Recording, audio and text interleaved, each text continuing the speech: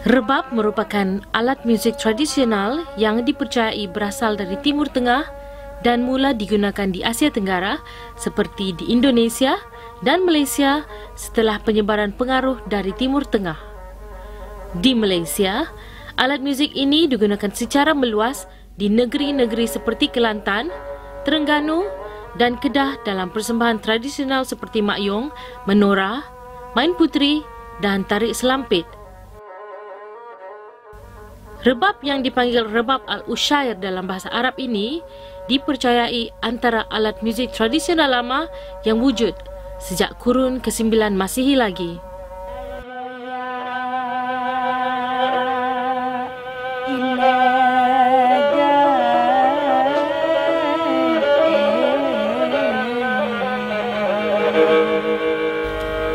Alat muzik tradisional rebab adalah sejenis alat tali atau kordofon dalam kelas kecil lute yang digesek. Alat muzik ini dimainkan secara gesekan dan mempunyai 3 utas tali daripada dawai logam atau tali gitar yang dahulunya menggunakan tali benang yang dipintal. Batangnya diperbuat daripada kayu nangka, juhar atau spesies kayu lain yang bersesuaian.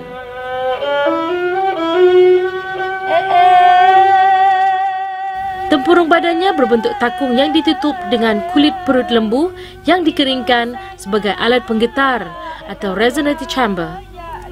Bentuk tempurung ini adalah lebar di bahagian atas dan menirus ke bawah seakan-akan berbentuk segitiga. Busut kecil yang dibuat daripada sarang kelulut ditampal pada bahagian atas permukaan sebelah kiri tempurung dipanggil susu yang berfungsi untuk meredam bunyi. Pemulas dipasang pada bahagian batang surunai untuk melaraskan tali bagi mendapatkan pitch yang dikehendaki.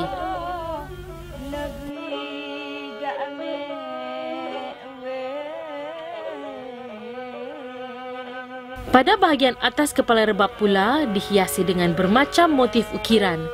Antara yang terkenal adalah motif pucuk rebung, motif tebuk tembus, motif buah nenas dan bermacam-macam lagi. Lehernya memanjang ke bawah menerusi badan dan hujungnya menjadi pancang di bahagian bawah di mana alat itu diletakkan berdiri bila ia dimainkan. Rebab ini pula dikategorikan sebagai alat muzik spike fiddle, iaitu alat muzik yang berkaki. Kayu kekuda titian yang juga dikenali sebagai pacat diletakkan pada tengah permukaan kulit rebab dan boleh diubah kedudukannya. Penggesek diperbuat daripada kayu dan melengkung sedikit. Tali penggesek dahulunya diperbuat daripada seluka kelapa, tapi kini pembuat rebab banyak menggunakan tali tangsi kerana dipercayai tali ini amat bersesuaian untuk rebab dan bahan ini senang untuk didapati.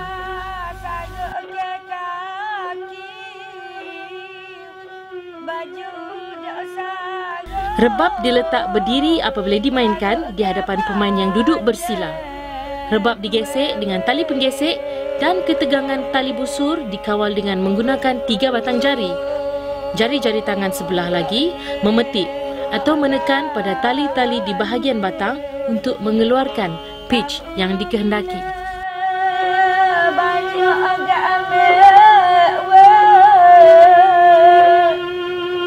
Seorang pembuat rebab mestilah memiliki kemahiran pertukangan dan mahir dalam permainan rebab. Ini merupakan 2 ciri penting untuk menjadi pembuat rebab agar rebab yang dihasilkan mempunyai kualiti yang tinggi dan pembuatan yang kemas dan teliti. Ini adalah kerana hanya pemain rebab sahaja tahu di mana cacat celah sesebuah rebab itu ketika dimainkan. Seseorang pemain rebab tidak semestinya perlu tahu cara untuk membuat rebab, tetapi sebaliknya seorang pembuat rebab mestilah pandai bermain rebab. Rebab merupakan sebuah alat muzik tradisional yang unik dan sememangnya tidak mudah untuk dihasilkan. Di Malaysia, hanya terdapat beberapa tokoh yang mampu menghasilkan alat muzik rebab ini. salah seorang tokoh rebab terkenal tanah air adalah Cik Mat Jusoh, 62 tahun yang kini bertugas sebagai karyawan tamu di Pusat Pengajian Seni Universiti Sains Malaysia yang dahulunya merupakan seorang penolong pensyarah dan artis budaya kanan di Pusat Pengajian yang sama. Seorang pembuat rebab mestilah memiliki kemahiran bertukar. Pertama. Yang kedua, mestilah memiliki kemahiran bermain rebab. Pembuat rebab itu bukan seorang pemain rebab. Jadi dia tidak tahu di mana cacat cederanya sebuah rebab itu apabila siap. Apabila apabila rebab itu dimainkan. Kadang-kadang ada kekurangannya, contohnya suaranya atau kedudukan talinya kalau tekan macam ni terasa keras ke lembut ke, di sini suara keluar ke, suara bengap ke, itu bab pemain lah. Jadi dia kena memiliki kemahiran bermain. Cik Mat Jusoh yang terkenal dalam kalangan peminat permainan tradisional di Malaysia sebagai Cik Mat Adi Guru Rebab ini bukan sahaja merupakan pemain rebab handalan, malah pakar dalam membuat rebab menggunakan kaedah baru. Beliau juga telah membuat perubahan terhadap sistem penjarian menggunakan notasi tradisional yang disebut sebagai sistem kampuh untuk permainan rebab ini. Rebab mempunyai dua bahagian yang utama yang terdiri daripada badan rebab dan kayu penggesek rebab. Bahagian badan rebab pula terdiri daripada 5 komponen iaitu kepala,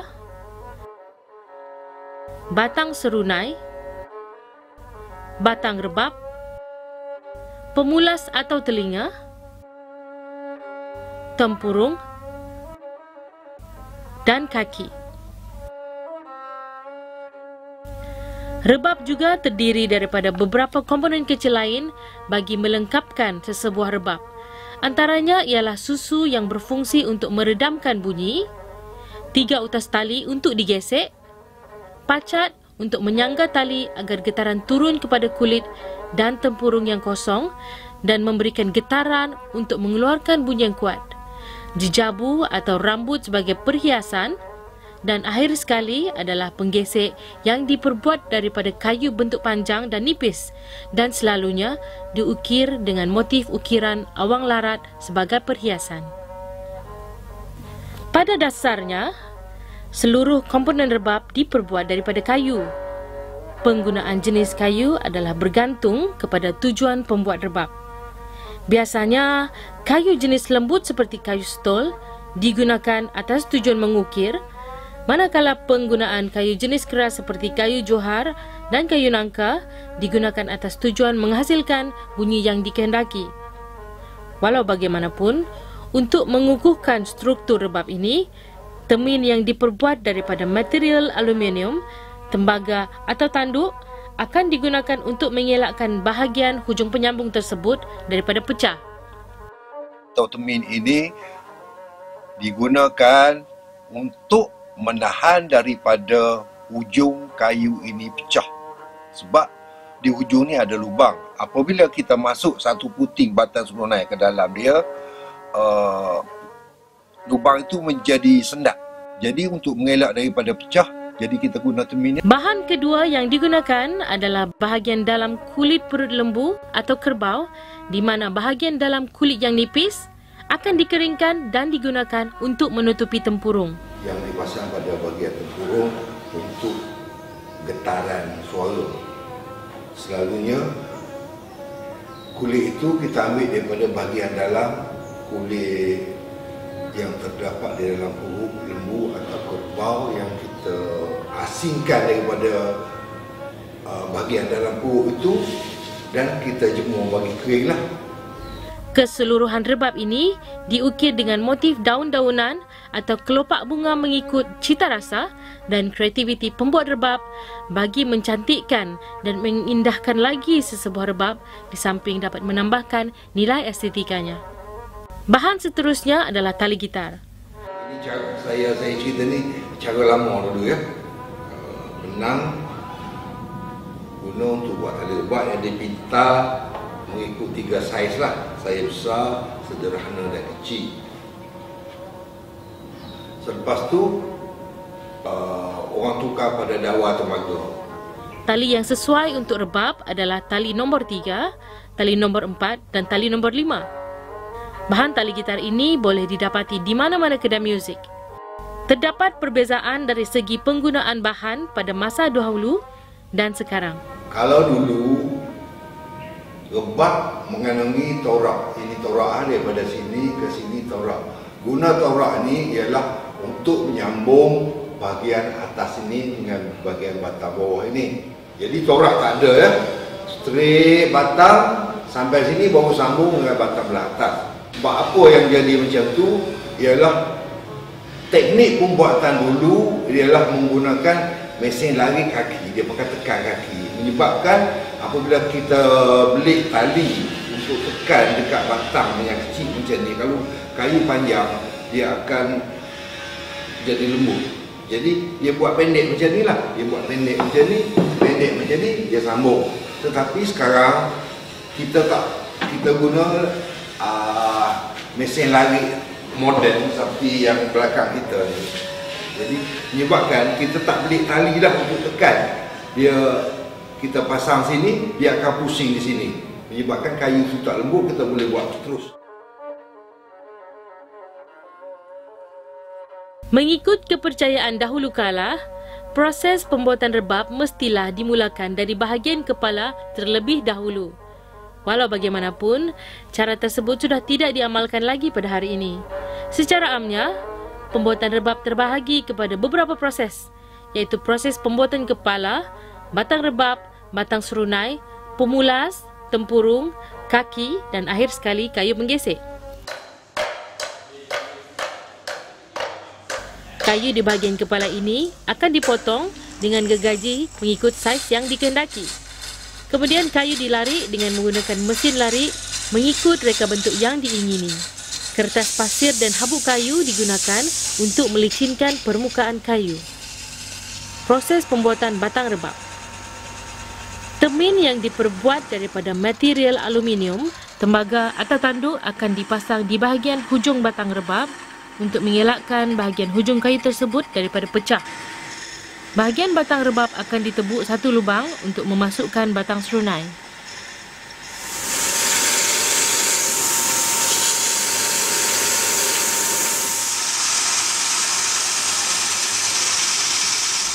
Pembuatan batang serunai.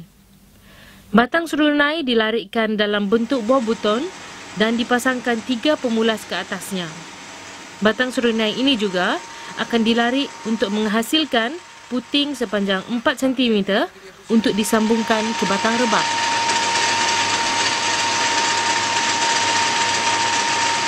Proses pembuatan pemulas atau telinga. Pemulas dipasangkan di bahagian batang buton pada batang serunai untuk meregangkan tali. Pemasangan tali dilaraskan pada jeda perfect fourth atau dalam tiunan 2 jeda perfect fourth. Pitch tali terbuka bergantung kepada sistem tiunan yang berasaskan jarak vokal penyanyi. Proses pembuatan tempurung.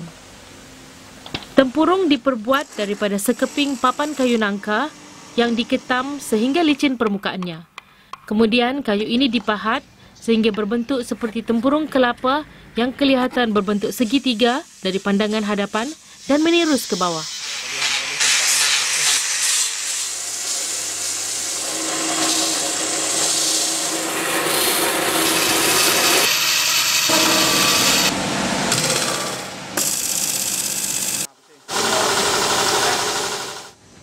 Badan permukaan tempurung ini akan ditutup dengan kulit perut lembu atau kerbau yang telah siap dikeringkan. Kulit ini akan diasingkan daripada bahagian isi perut lembu terlebih dahulu sebelum dikeringkan. Untuk proses pemasangan, kulit tersebut perlu direndam dengan air sehingga lembut agar mudah dipasangkan pada permukaan tempurung.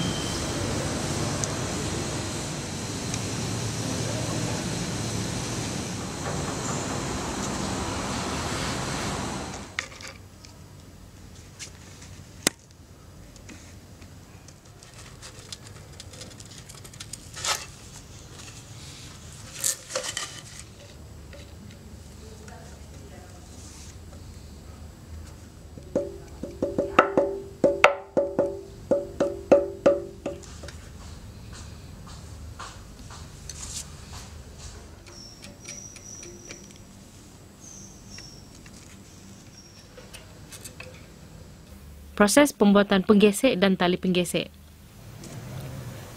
Penggesek diperbuat daripada kayu dan melengkung sedikit.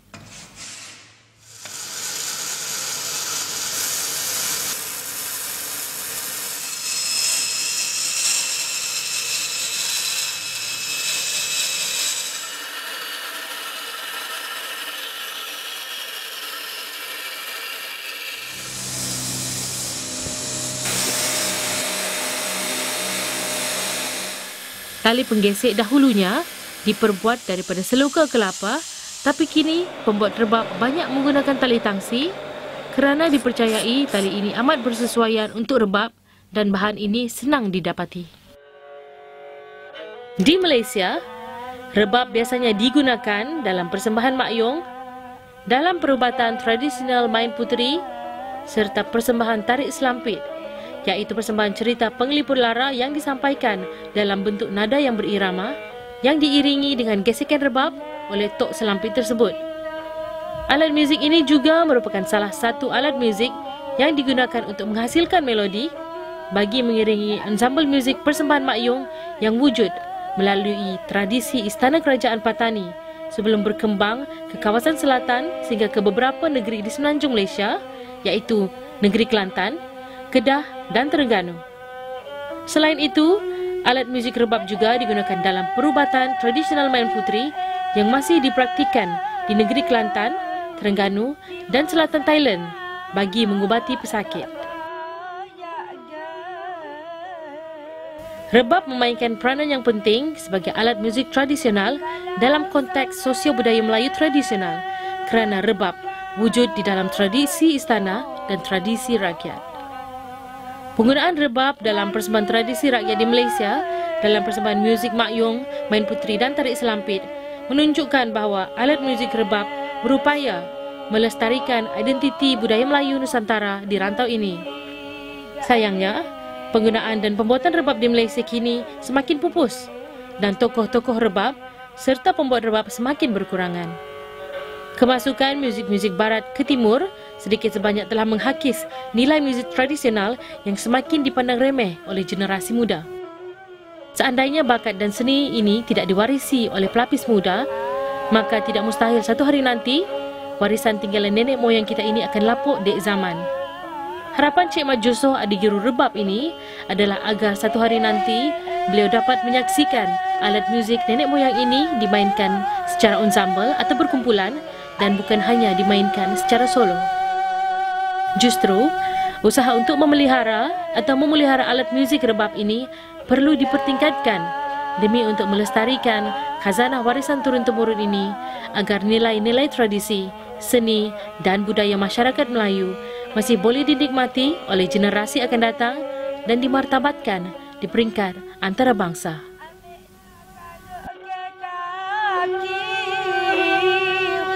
Baju dah usah